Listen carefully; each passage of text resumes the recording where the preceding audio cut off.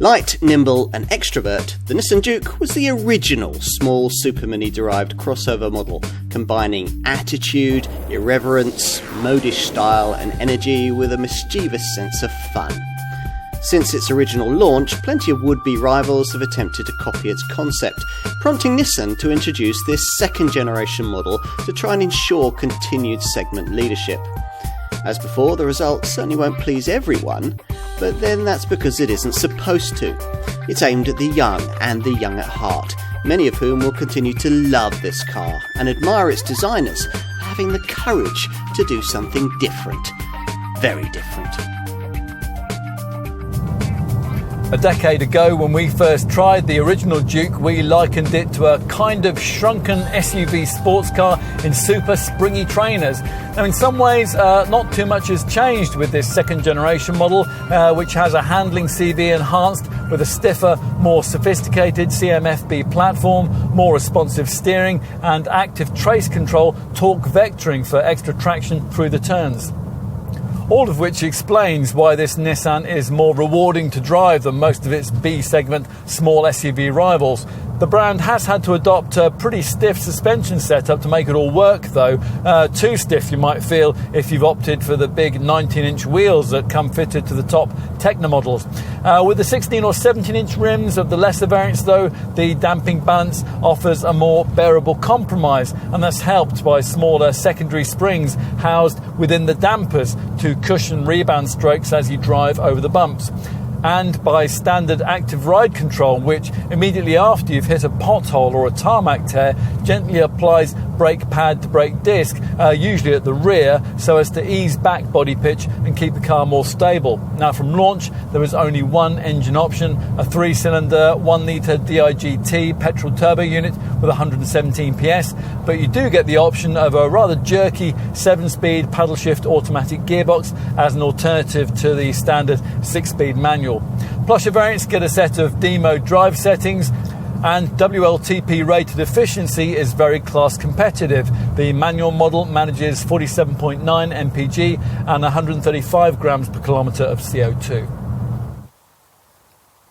Yes, the Juke does still look like either something dredged up from the abyssal depths of the ocean or a fun, friendly little runabout that's rather futuristic. It all depends on your perspective. Whichever camp you're in, you have to hand it to Nissan for not losing its resolve here. It would have been so easy for them to water this design down so as to reach a wider audience. But as it is, buyers of the original model will immediately recognise this second generation version with its exaggerated wheel arches, its rising window line, its strong shoulders and its squat rear end, all of which artfully disguises a slight size increase over what we had before. It's 29mm wider and 75mm longer. But will it be just as interesting inside? Well, pretty much, yes. A few of the motorcycle-style touches of the original model are gone, but the cabin's now of much higher quality and it's potentially just as personalisable as before, particularly if you specify all the optional bright trimming that we have here. The sporty-looking monoform seats with their integrated headrests position you a little higher up than in some direct rivals, and the steering wheel now at last adjusts for reach as well as rake. Through it you view a couple of clear analogue gauges separated by a good-sized screen. Anything that this can't tell you will be covered off by this centre dash 8-inch Nissan Connect display, which is standard providing you avoid entry-level trim, and it's equipped with plenty Apple CarPlay and Android Auto smartphone mirroring, plus voice control, Nissan Connect live information services and a rear view camera. Frontward vision is good, rearward visibility is less so, and there's a reasonable amount of cabin storage too. Right, let's take a look out back. Now, the rear doors, like those in a Toyota CHR, are accessed via these high-set handles. Now, Nissan talks of an extra 58mm of legroom back here this time around, and that's enough in this case to make the difference between what previously felt very much like a kids-only space and one that now feels like it could take a couple of adults for short to medium length journeys without upsetting them too much. Younger folk will be pleased to find a USB port pack here near this central cubby, and the central transmission tunnel isn't too high, so if you really do have to squeeze in a third person, that ought to be possible without the central occupant here needing a trip to the osteopath afterwards.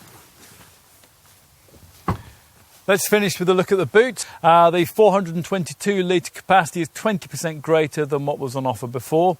You get this standard adjustable height floor, which in its lowest setting will allow you to carry some quite tall items. If you need more room, you can push down the 60-40 split rear bench to free up 1,305 litres of capacity across a completely flat load area if you have the adjustable height floor in its higher position. The Juke was always a clever idea, launched by Nissan to offer SUV-like style for the small car sector without any SUV-like compromises. Precisely the same trick that the company's bigger Qashqai crossover had already pulled off in targeting larger family-sized models in the market segment above. There's no point, though, in starting a trend if you're not prepared to develop it.